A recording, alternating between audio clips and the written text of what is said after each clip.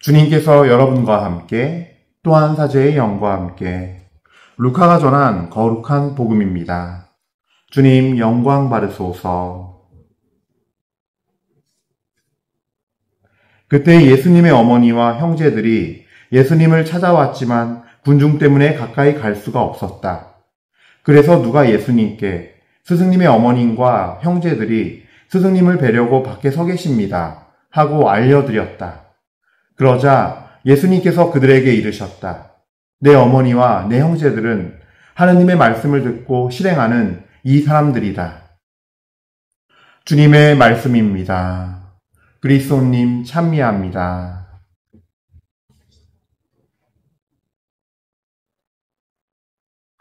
찬미 예수님, 은요 1830 교회 여러분들, 그래요.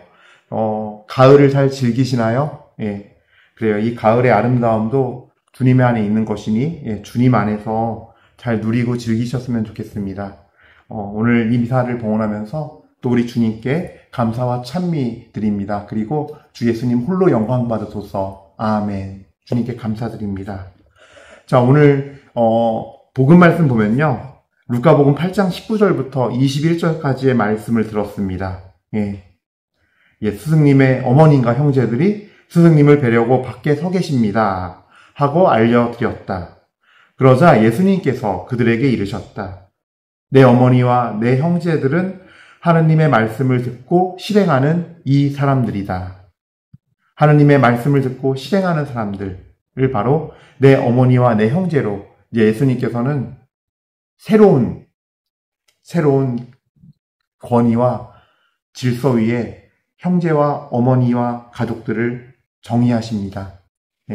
그건 주님의 어떤 이 말씀의 진리 안에서 하느님의 아들로서 우리에게 새롭게 어떻게 해야 하느님 나라가 이루어지는지를 선포하는 것입니다. 사실 잘 묵상해 보면요. 여러분들 어때요? 왜 이기심이 생기고 왜 문제가 생겨요? 내 재산 모아서 내 아들에게, 내 손주에게 상속하려고 그러잖아요. 내 아들, 딸만 잘 되게 하려고 그러잖아요. 내 아들, 딸부터 잘 됐으면 좋겠잖아요.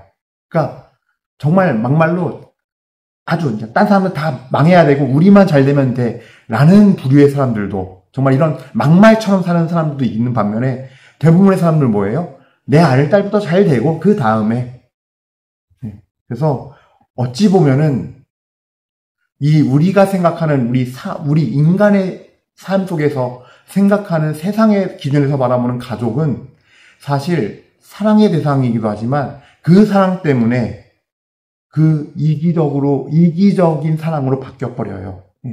잘 묵상해 보면 그래요. 그래서 예수님의 이 말씀을 우리가 정말 간직해야 돼요. 진짜 가족은 하느님 안에서 주 예수님의 사랑 안에서 말씀을 듣고 실행하고 하느님을 사랑하는 그 사람들이 참된 가족이고 또 그 사람들로 인해서 사실은 많은 이들에게 주님의 사랑이 전해지고 주님의 뜻을 전하고 그럼으로써 또 많은 영혼들이 다시 하느님 안에 가족이 되는 그런 놀라운 은총과 신비가 있기에 사실 우리는 이 말씀을 묵상하면서 정말 하느님 안에서 이 말씀에서 가르쳐 주신 대로 그 말씀 안에서 살아가고 따르는 모든 이들에 대해서 우리가 하느님 안에서 맺어진 한 형제요, 자매요, 가정이고 참된 사랑을 이들과 함께 나눌 때 로마서 8장 28절의 말씀 하느님께 부르심 받은 그들 안에서 하나님은 모든 사람과 모든 것과 협력하여서 선을 이루시는 그 안에서 벌어지는 모든 아픔과 상처, 죄악까지도 하나님께서는 선용하시어 선하게 사용하시어 선한 뜻으로 바꿔주시어 사용하시어 그 안 좋았던 결과들이 주님 안에서 성령의 열매를 맺고 은혜의 열매를 맺게 해주기에 진정 하느님의 말씀을 듣고 실행하는 이 사람들이 내 어머니요, 내 형제요, 내 누이인 것입니다. 우리가 그걸 꼭 기억하면서 살아갔으면 좋겠어요. 가만 생각하면 사탄의 세력도요. 사랑을 통해서 죄를 짓게 만들어요. 너무 이상한 표현인지 모르겠지만 우리 너무 요한일서 4장 16절 말씀에만 꽂혀 있어요. 하느님은 사랑이십니다. 근데 사실 이 말을 좀 더 보충하자면 한 가지 형용사가 빠졌어요. 하느님은 사랑이신데 어떤 사랑이냐? 하느님은 거룩한 사랑이십니다예요. 거룩함이에요. 거룩한. 아마 제 거 예전부터 보시던 분들 알겠지만 하느님의 본성은 뭐라고요? 거룩함이에요. 그 거룩함은 세상과 구별되어 깨끗하여서 인간의 생각으로 생각하지 않고 하느님의 깨끗하시고 의로우시고 선하심, 그 거룩함에 머물러 있는 선하심이 있어요. 그건 세상이 알 수도 없고 세상과 완전히 구별되어 있어요. 분리되어 있는 거예요. 그래서 이 세상의 방식으로는 풀래야 풀 수가 없어요. 우리가 하느님을 만나고 인격적으로 오시는 그 하느님을 우리가 만날 때 비로소 그 하느님의 성품을 우리가 같이 하느님과 친교를 나누면서 하느님과 친밀함을 나누면서 하느님을 사랑하고 따르면서 알게 되는 거예요. 그래서 이렇게 아주 쉽게 이렇게 설명해 드릴게요. 그러니까 도대체 보면 사탄이 사랑을 해서 죄를 짓게 만든다는 게 뭡니까? 이런 아주 알아듣기 쉽게 그냥 한 가지 예를 들자면 부모님이 자식을 너무 사랑해요. 그래서 내가 이렇게 너무 좋은 걸 다 주고 싶은데 내 자식이 받아들이지 않아요. 받아들이지 않으니까 자식을 막 혼내요. 어릴 땐 말 들었는데 너 요즘 왜 그래? 초등학교 5학년쯤 되니까 말 안 들어요. 6학년 중1, 중2 애가 점점 스트레스를 받아요. 엄마가 너무 사랑했는데 어떻게 돼? 애는 가출해요. 그래서 저희 아지트로 와요. 버스에 와요. 부모님 하면 일을 갈아요. 눈을 부라리면서 말 안 하고 어느 날 엉엉 울면서 얘기해요. 그 엄마 아빠는 사랑했을 뿐이에요. 어떻게? 거룩하지 않게. 하나님의 방법이 아닌 거룩하지 않으면 마귀의 방법이에요. 다. 집착이 되거나 폭력이 되거나 폭언이 되거나 혹은 어떤 정신적인 가스라이팅이 되거나 뭐든 결국은 나쁜 열매를 맺게 돼요. 그래서 우리는 주님의 말씀을 알아야 돼요. 주님의 말씀 안에 하느님의 거룩하심이 뭔지를 이 말씀으로 하나님은 다 설명을 하셨어요. 그리고 이 말씀을 못 알아들으니까 또 설명한 게 가톨릭 교리서예요. 근데 여러분들에게 저는 먼저 권하는 건 성경 말씀을 먼저 아셔야 한다는 거예요. 일단은 말씀을 알고 깨닫고 실행할 때, 실천할 때에 진정으로 이것이 완성되는 거거든요. 내 안에 내가 하나님의 길을 걷고 하나님께서 말씀하신 진리를 따라 살게 되는 건데, 그러면서 나중에 영원한 생명에 이르게 되는 여정이죠. 요한복음 14장의 말씀대로. 그래서 우리가 그러려면 먼저 말씀을 일단 읽어야 돼요. 그러니까 저는 여러분들한테 정말로 권고하는 게 매년 1독하는, 매년 1독. 평생에 한 번 1독이 아니라 성경을 완독하는 게 아니라 매년 한 해 한 번씩 완독하는 삶. 완독하고 묵상하는 삶. 그리고 그 말씀을 묵상하기 위해서 하루의 삶을 중에 주님께 말씀으로 묵상하고 기도하는 11조 드리기. 24시간 중에 적어도 2시간은 내가 기도드리고 말씀 묵상하고 하는 거. 이것이 우리 삶에서 있어야 한다는 거예요. 말씀조차 모르면 따라갈 수조차 없어요. 말씀 모르면 하느님의 거룩하심이 하느님이 어떤 분인지 알 수가 없어요. 하느님이 어떻게 우리를 구원하셨는지 그 역사, 그 성경에 쓰여진 그 역사 안에서 얼마나 우리를 사랑하시고 어떤 것이 진리인지 어떻게 살아야 너희가 정말 참된 평화와 참된 기쁨과 참 행복에 이를 수 있는지 이런 것들을 우리는 알 수가 없는 거예요. 하느님을 알 수가 없어요. 매일 미사 나온다고 아는 게 아니라 매일 미사 나오면서 그 말씀해줄 때 말씀 기억하고 묵상하고 강론 들으면서 더 깨닫고 그리고 와서 살고 성체를 모시고 가서 살고 이게 순서가 되어야 되는데 우리는 미사 왔으니까 성체가 최고야 이래요. 최고가 아니어서가 아니에요. 성체가 최고 맞아요. 예수님의 몸과 피가 되는 거예요. 근데 그 성체를 예수님의 몸으로서 원래 교회 이 주님께서 우리에게 주신 100%의 성체로서 깨달으려면요. 반드시 말씀을 읽고 묵상하고 깨닫고 살아야 돼요. 그거 없으면 100%의 성체는 나는 그 100%를 모르니까 1% 이렇게 해서 영하는 거예요. 요한복음 6장에 아주 잘 보여줘요. 요한복음 6장이. 땅에 기적을 행하셔서 5,000명 먹이신 다음에 그 사람들은 또 빵 얻어 먹으려고 왔어요. 근데 예수님이 정말 진리의 말씀을 선포하시니까 내가 생명의 빵이다. 나를 믿는 사람은 영원히 죽지 않고 살 것이다 하니까 다 가버려요. 빵 안 준다고. 입 나와서. 결국은 예수님이 구원자이심을, 성체는 예수님의 몸인데 예수님이신데 구원자이심을 결국 못 알아보고 가는 일이 벌어지는 거예요. 즉 우리도 매일 미사를 하는데 내 마음의 순서가 무작정 맹목적으로 성체가 1번이에요 해버리면 그 사람은 그 100%의 성체의 은혜를 1%밖에 누리지 못할 수도 있어요. 0.1% 누릴 수도 있어요. 깨닫지 못할 수밖에 없어요. 뭔지 알겠죠? 엠마오로 간 두 제자도 빵을 떼면서 저녁에 빵을 뗄 때 그 여관에서 뗄 때 예수님 알아보거든요. 그저 걸어오면서 뭐 했어요? 모세와 예언서와 그 구약 성경의 말씀들로 예수 그리스도께서 어떻게 구원하시는 건지, 이 십자가의 죽음이 어떻게 인류를 사랑한 인류의 대속하신 구원인지 이거를 깨닫게 하신 거예요. 그것이 깨달아지고 그러니까 마음에서 불이 타올라요. 예수님 뵙고 예수님 사라져요. 그리고 제자들이 얘기하죠.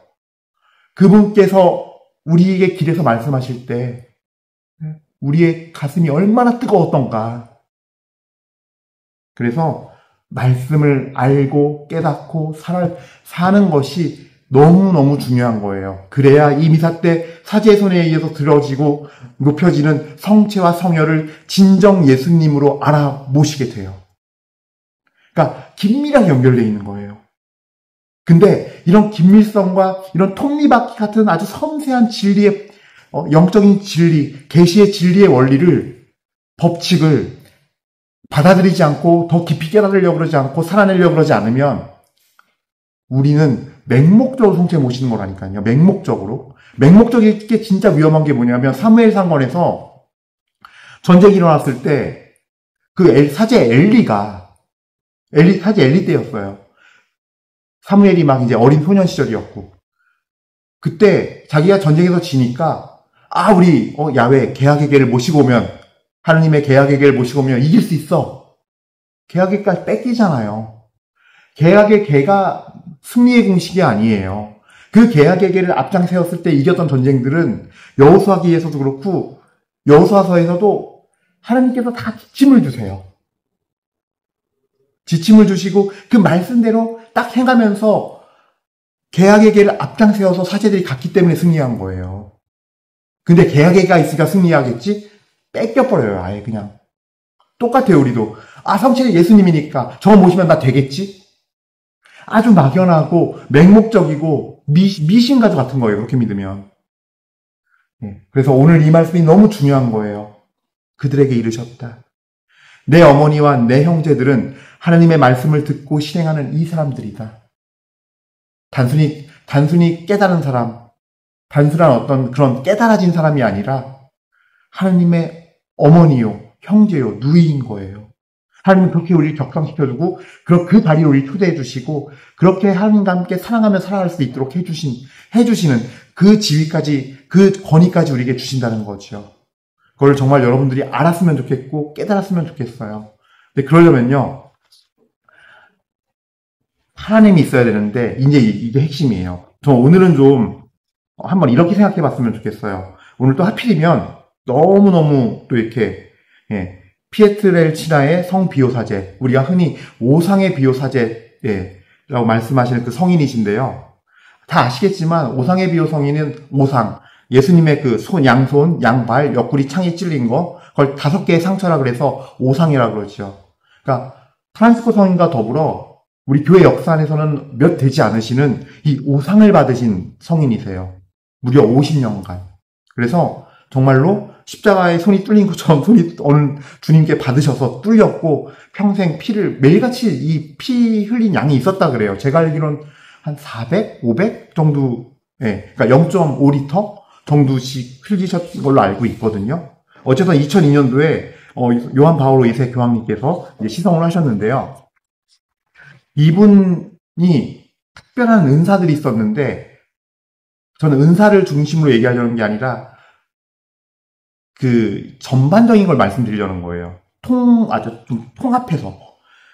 특별한 은사 중에 하나가 뭐였냐면 고해성사의 은사였어요. 근데 이분의 고해성사는 뭐 들어가면은 뭐 그냥 무조건 다 뭐 회계에서 나온다, 이런 의미보다, 이런 의미의 회계의 은사가 아니라 정말 이분은 하느님의 말씀대로 하셨어요. 그러니까 제가 이게 많이 묵상해 봤거든요. 은사를 받았으니까 누가 들어오면은 이 사람이 뭐 어떤 죄를 지었는지 다 막 환시로 보이고, 뭐 다 예수님 말씀에서 들리고, 이게 어느 날 갑자기 되는 걸까? 그냥 은사 받으니까 갑자기 사람이 180도 달라져가지고 고해성사에 앉으면은 그렇게 돼. 우리는 이런 도식으로 생각하거든요. 근데 저는요, 오늘 복음 말씀에 비춰봤어요. 말씀을 듣고 실행하는 사람. 매일매일의 삶 속에서 지극히 작은 것이라도 말씀의 의미를 생각하고 깨달아서 그 말씀에 담긴 영적인 신비와 의미를 살아내는 사람. 작은 일에도. 물을 하나 떠서 드리는 것조차도 하느님의 사람에게 떠드리면은 저 하느님의 사람에게 준 상을 내가 받을 거라고 그랬잖아요. 그래서 하느님의 사람임을 알아보고 정성스럽게 물을 한 그릇 뜨는 것조차도 그런 마음으로 하는 사람에게, 그런 마음으로 하신 분이 바로 이 성인이 아닐까라는 거죠.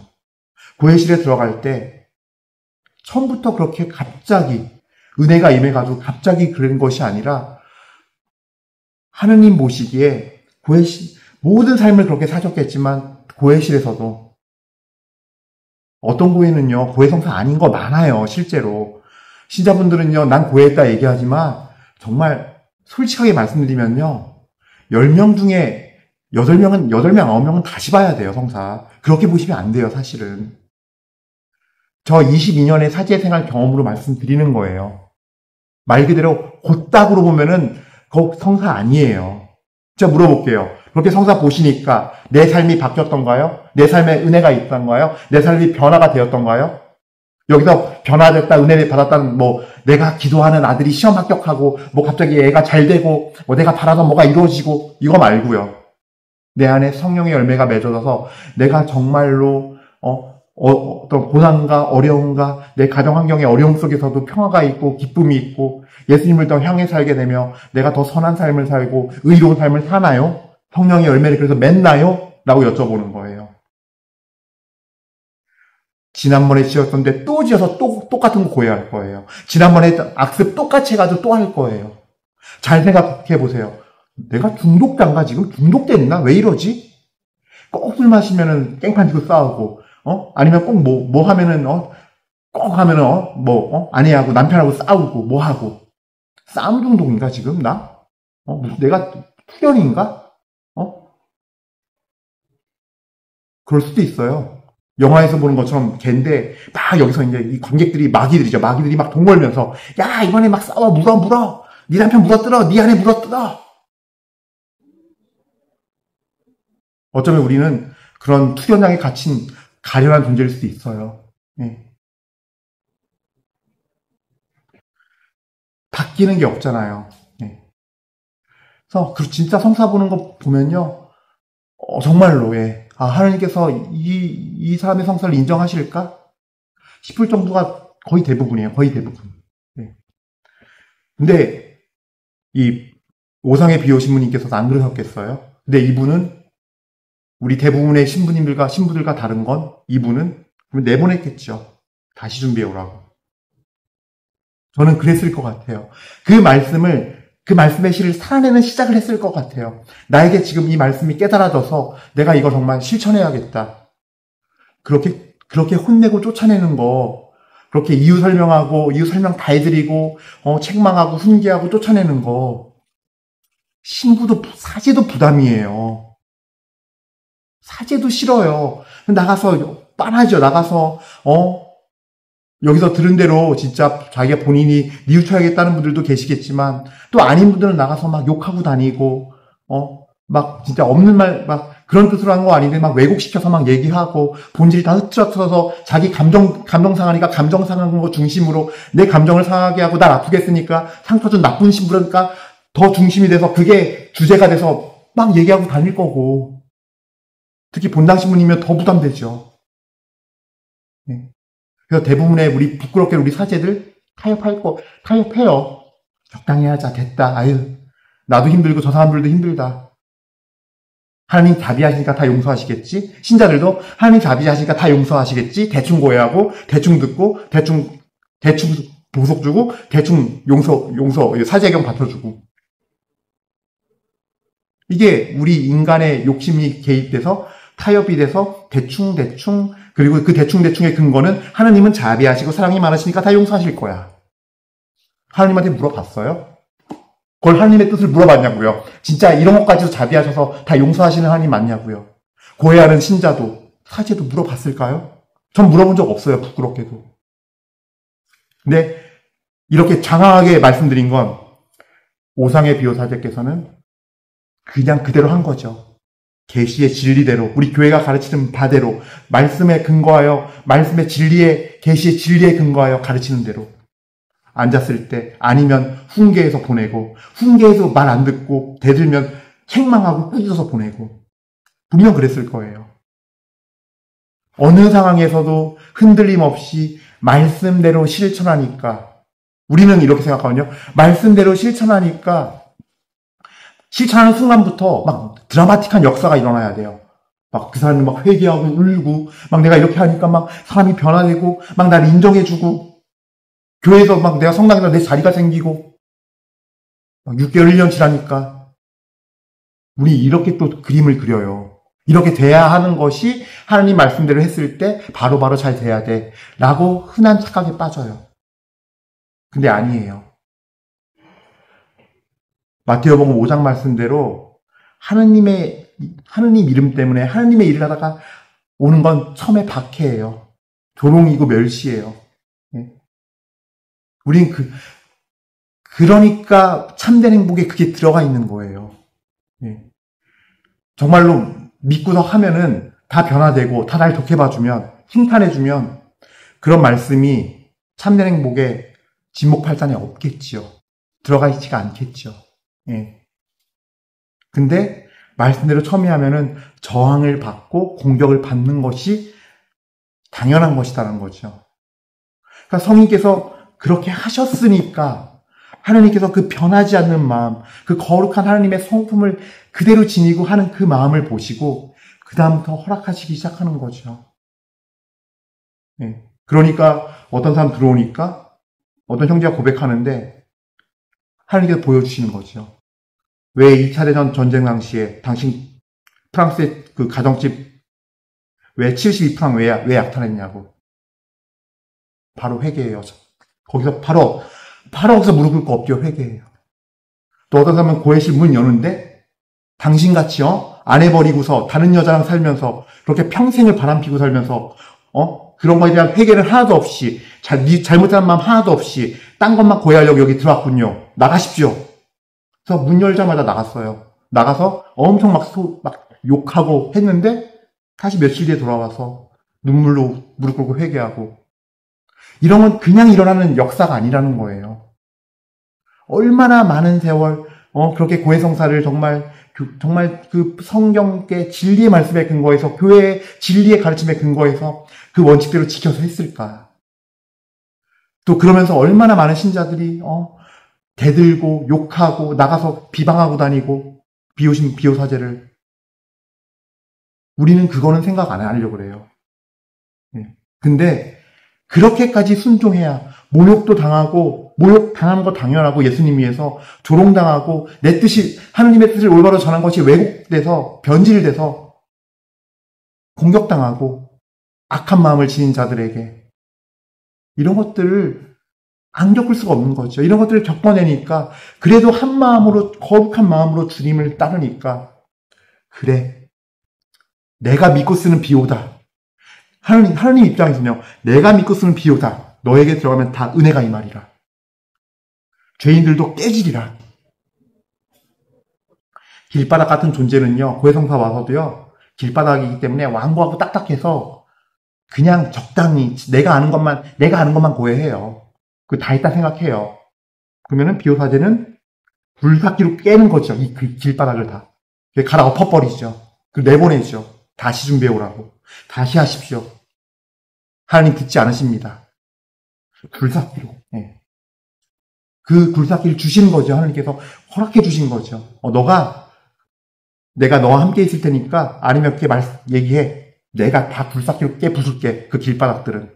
싹 갈아 엎을게. 그리고 다시 고해시대로 들어올 때 사제인 너와 주 예수 그리스도 앞에서 눈물로 회개하게 하는 은혜가 임한 거죠.